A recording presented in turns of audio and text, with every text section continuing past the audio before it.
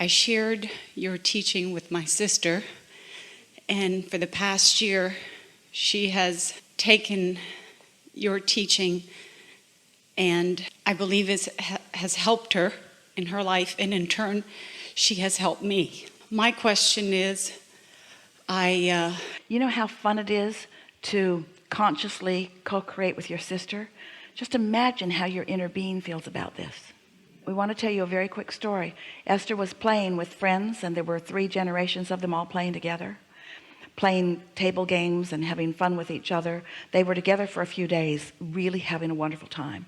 And then everybody sort of went home, and Esther is with one friend who had been there with them all. And Esther said, I am so happy that I get to watch these little kids know what they know and play with us like they do, and that we get to watch them thriving through so much of their lives, that we get to watch them remember who they are and watch them watch us remember who we are. And Esther is nearly weeping with appreciation of how satisfying it was for her to watch these children. And her friend said, Esther, that must be how our inner beings feel about us. And that feeling washed over them, in other words. And so that's what we want you to feel there. The satisfaction that you're feeling with your human dear heart that you're playing with, it's just a fraction of what your inner being feels like when you do that co-creative dance with them on a conscious basis. I feel very fortunate. I've been practicing what you teach without even knowing it. Yes, it's natural to you. It's natural to me. I've received, or believe I've been in the receiving mode all my life. Yes. Including right now. Yes. However, I get migraines. And well, we want to talk about that, but we wanted to say to you, when you are really in the receiving mode, there is not any howevers.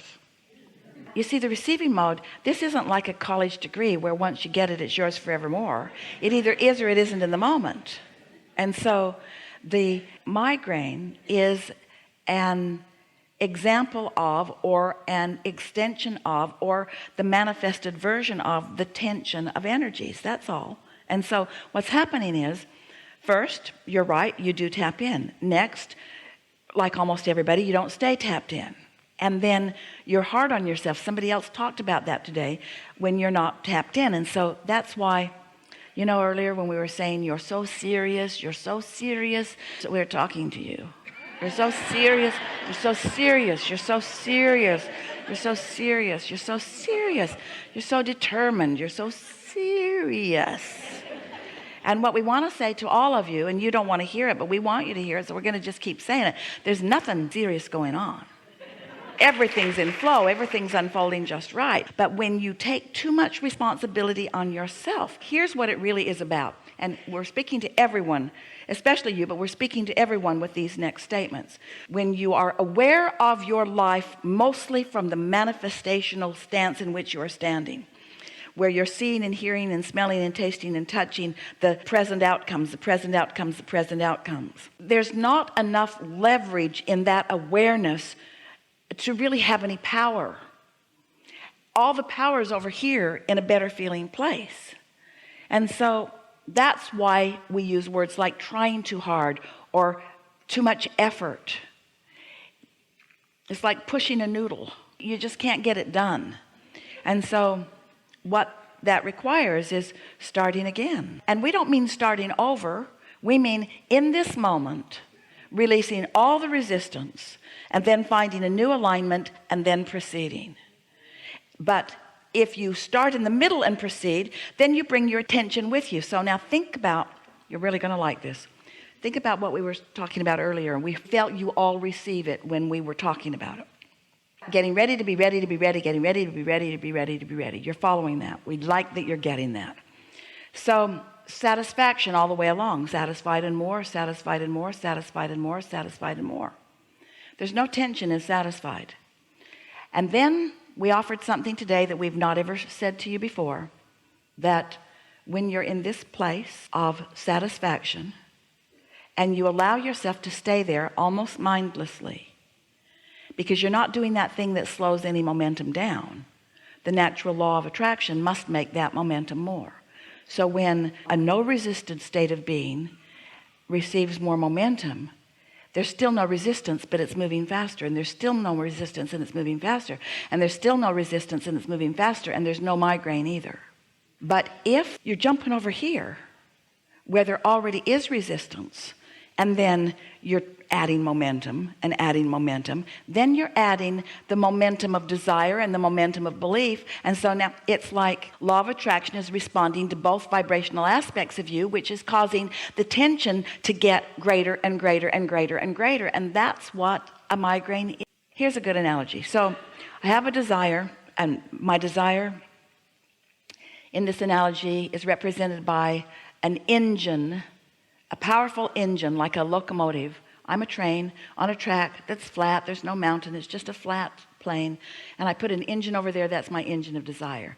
And then I believe something in opposition. I say a but, and I put an engine that's equal going in the opposite direction, which makes me want this more. So I put another engine over there, which makes me doubt it more. So I put another engine over there, which makes me want it more. So I put another engine over there, which makes me doubt it more. So I put another engine over there. So now I've got all these powerful engines pulling in opposition to each other. That's a migraine, you see.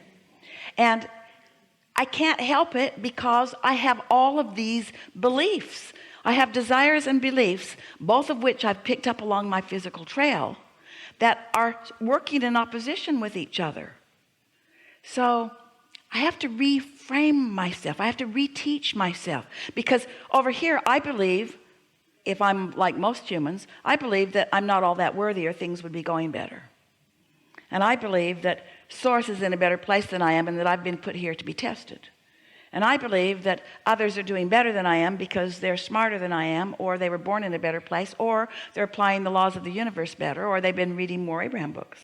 I believe things that work against me. I don't mean to believe them, but I've observed, and then I've come to flawed premises. So I have beliefs, if I'm like most humans, that are not serving me.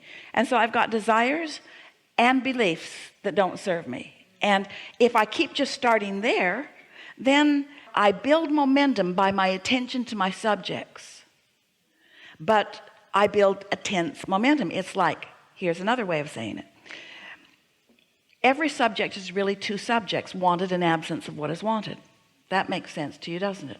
So let's say I'm activating within myself the subject called prosperity. So I, in essence, pick up a stick with prosperity written on it, and what is wanted is on one end, and lack of what is wanted is on the other end. And as I pick up that stick, I already have a pattern of vibration about it. I got it from my mother, who told me every day that we didn't have enough money and that I shouldn't ask for things they couldn't afford. I got it from my community that was always asking for more taxes for this and that and the other. I picked it up in a lot of different places, but I have a belief about this natural desire that is not serving me. And without knowing it, every time I talk about prosperity, I activate both my desire part of it and my belief part of it. And if I keep talking about it in this flawed place, both ends will get bigger and the tension will get stronger. We're making the case for what we've been talking about all day here today. Law of attraction is responding to my thoughts called beliefs, just like law of attraction is responding to my thoughts called desires. And so when I think about money, I think about wanting it and not having enough, and wanting it and not having enough, and wanting it and not having enough. And so I'm building up that tension. But that's because I'm approaching life in the action. That's because I'm approaching life out here in the manifestation. That's because I'm looking at other people and how they're prospering, and I'm looking at how they're living, and I'm measuring myself against them, and I'm trying to make it about action, and I'm trying to make it about how much I can earn per hour, and I'm trying to make it about stuff that it isn't about. But what if that was finally so exhausting and my head hurt so much that I just say, I give up. I give up. I give it up. I'm tired. I'm too tired to fight my own battle with myself anymore. I'm going to take 15 minutes and I'm going to start over. I'm going to quiet my mind of this, but I'm not. I'm thinking about that. But I intend to quiet my mind, but I'm not. I'm thinking about that. 15 minutes goes by and I'm still thinking about it, but I'm trying not to think about it. So I've taken my tension right into my meditation. But tomorrow's another day and I'm going to do it tomorrow. So tomorrow I sit, and this time I think. Abraham said, if I think about what I'm not going to think about, I'm going to be thinking about it. So I'm not going to think about what I'm not going to think about. I'm going to think about the dripping faucet. I'm going to think about my breathing out and in. I'm going to think about the sound in the air conditioner. The condenser makes a really good steady sound that you can isolate and focus in on. Or turn a fan on, turn some noise on. Get a clock that ticks loud and listen to it. Something that requires some focus, so you'll have to focus, but doesn't take you down the wild goose chase that so many thoughts take you. And focus there on that, and just keep bringing yourself back to it, because your mind is going to wander. It is, because your mind has active things in it that are going to call you. But if every day you sit with the intention of quieting your mind, it will not be many days before you will manage to get into that detached state. And when you do, the freedom from your binding beliefs, the freedom from your flawed premises, will allow you a receptive mode that you haven't been in before. A receptive mode that will give you access to a part of yourself, to an energy of source, to the energy that creates worlds, and to thoughts that you have not been privy to before. This is satisfying experience. That's the best sales job for meditating we've ever given.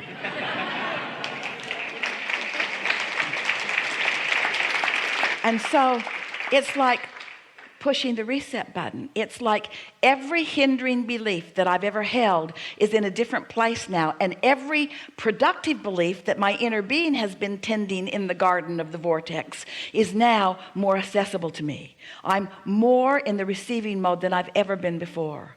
And as those thoughts begin to flow, they're thoughts that just feel like freedom and feel like satisfaction. It feels like comfort. It feels like well-being. As those thoughts come to you, there's a relaxation in your body. There's a cellular awareness. There's a communication between the trillions of cells in your body and their non-physical counterparts. In other words, your cells have an inner cell too. Everything's communicating, and just feel yourself lighter and lighter until you can't even tell you're sitting in the chair. It doesn't even really matter where you are. You are detached from the physical, which means you are attached from everything that has ever bound you. And now that you're detached from everything that has ever bound you, now who you really are and what you really know can come forefront into your mind. Do a little bit of that and watch what happens in your life experience. I believe I can get there, but I can't get there from here. When I'm excruciating pain. That's not the time. Oh, that's the last time. So no, take a pill and go to bed. What? But that's not the time. I'm like a rubber cars, and I got a train going 100 miles an hour that way, and the other engine's going 100 miles an hour that way, and I am being stretched. And under those conditions, I'm not going to find a pleasant thought. That's the time to just do your best to become unconscious. So when the pill doesn't work, because lately that's where I'm at. But see, here's the thing. It's not always where you are. And any conversation that we have with you about that is just reinforcing that belief. So we're just not going to talk with you about that anymore. And we're not denying that it's real. But this is the reality that we're trying to get you to ignore. And you say, I hear you, Abraham. And boy, oh boy, I am the first person that would like to ignore this reality. But it's screaming pretty loud in my experience. And we say, it'll scream less loud all the time. Watch and see. It will. It just will. Because it is a byproduct of what you haven't been doing over here. And when you start getting to this, that will become less and less and less. It is our promise to you. It's energy. It's energy manifested. Every manifestation is energy manifested. Everything that everyone is living is about what they've been doing with the energy. It's the manifestation of the energy. Every single time, no exceptions. Do you know, if your inner being wasn't loving you so much, when you're mad at someone, it wouldn't hurt so much. Your inner being is so aware of the perfection of your cellular apparatus, and if your inner being didn't hold that knowledge, then getting crossways of it wouldn't give you pain. Esther has said to us a time or two, Abraham, stop knowing what you know, because your knowing what you know is causing me a lot of distress. So I wish you'd just take a nap, Abraham. Just take a nap. Just stop pulling. Just stop pulling, because I can't, and I think you can, so just stop it. But we never do. You have to make the adjustment into the well-being.